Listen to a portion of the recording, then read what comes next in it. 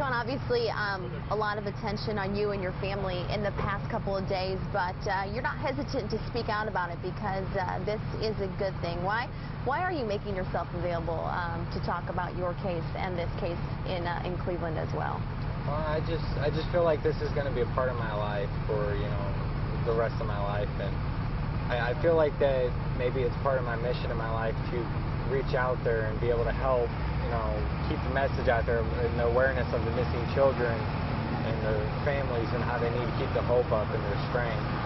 And that's why I've been willing to donate my whole day to keeping the awareness and just getting the message out there today. What was your first reaction when you heard about those 3 women in Cleveland found okay and reunited with their families? My first reaction was joy immediately. A lot of people ask me if every time I hear of somebody coming home if it brings back the bad memories. It really doesn't. Actually, the first memory that I think of every time is the first time I see my parents. And just the overwhelmed happiness emotion that I got from that. And I just think to myself, I hope those girls felt that exact same feeling I did, because they will never forget it. Only a few people can relate to this situation. How do you not give up hope? How did you not give up hope? How did these girls not give up hope? I just always knew my family was out there. I've always had like a psychic connection, you could say, to my mom. We just always been linked to each other, and I could just feel her staying strong for me, so I knew if she's staying strong, then I have to. And you just can't give up hope. You just have to have the faith and just know that one day it will happen.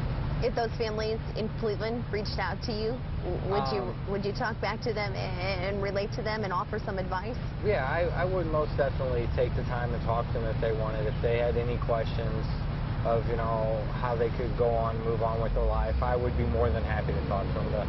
The offer is always out there. From your experience, what's the first step for these girls? Obviously, they've been reunited with their families, but what's next?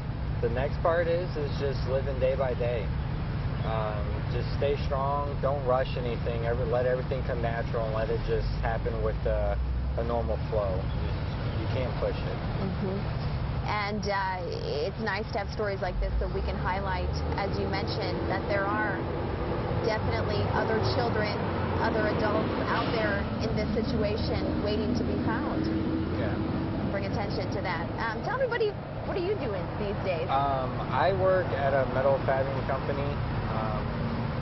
They melt and pour a machine and weld, and that's what I do. I just have a standard life, 21-year-old, got my own car payment, insurance, phone bill, and just living life to how I should be. Oh, all those adult things are so fun, aren't they? Yeah. Gotta love paying the bills.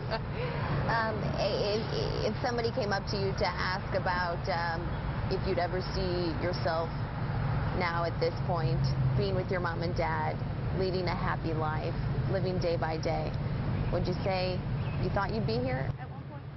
Yeah, I knew I would be here at one point. But like I said, that's just where you got to keep your head up and stay strong. Because when you start doubting yourself is when you start tearing yourself up. And you caught my attention when you said hearing stories like this of these 3 ladies in Cleveland being found, it actually made you happy and didn't bring back any terrible memories so much. No, I mean, it brings back thoughts, but then I just have to remember that's in the past. That's behind me now. I want to look towards the future and how we can help everybody in the whole area can help each other. It's not even just the people that have been kidnapped or taken from their family. Just everybody can be out there and be strong and just help each other out. And that's just where I think about it, and that's why I get happy, is because I know that there's true miracles out there that will happen. Is it a situation for you and for these girls, was something you think about every day? I don't really think about it every day. Like, I think about how I hope everybody gets reconnected with their family that has been taken, but it's something that I don't let drag me down, and I let it, it's not a ball and chain on me of what happened to me. I live my life to how I should be living. Well said. Of all the gazillion questions that have been thrown your way today, is there anything that somebody hasn't asked you? Is there anything else that you want to say that you want people to know about? Just really keeping the awareness out there, you know, paying attention to your surroundings. If you're a parent, knowing where your kids are, who they're with. I mean, if you're a kid and you're tired of your mom asking you where you're at every 5 minutes, you got to see it from her perspective. So that's pretty much my message out there. It's just the community's got to stay together and stay strong, and just watch your surroundings, be aware. I imagine holidays like the one coming up on Sunday, Mother's Day, are even more special for you now. Oh yeah, I actually told Mom that I'm barbecuing for this Mother's Day.